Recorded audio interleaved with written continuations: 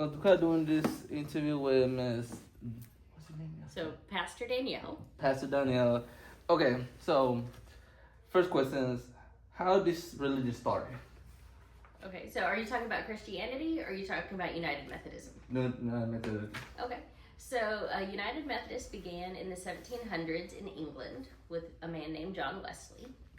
He was actually an Anglican pastor, but the Church of England that he was a part of was just kind of going through the motions, and he was realizing that they weren't really living into their faith the way that God wanted us to, and so he started encouraging people to methods of practicing their faith that would help make them consistent in what they believed and how it shaped the rest of their life. And so the name Methodist actually was a slur. It was a derogatory term that they then said, no, that actually works for us.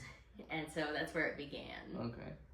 When did this started? What time frame did this started? Like I said, in the 1700s. Okay. So, why did it started? Like, what was like the main point of creating this one? Mm-hmm. Why did he want to start this religion for? So for John Wesley, there was always this tension between what we believe with our heads and our logical thinking, but also what we felt about God's presence in our heart. And so many of the denominations would place one over the other.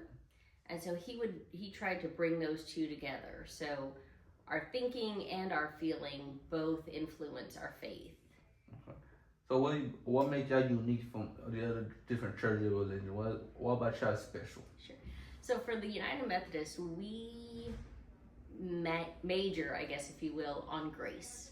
We talk about how there's a grace from God that comes before us, that seeks us out when we're still wandering in our life without God, and draws us in and invites us into a relationship.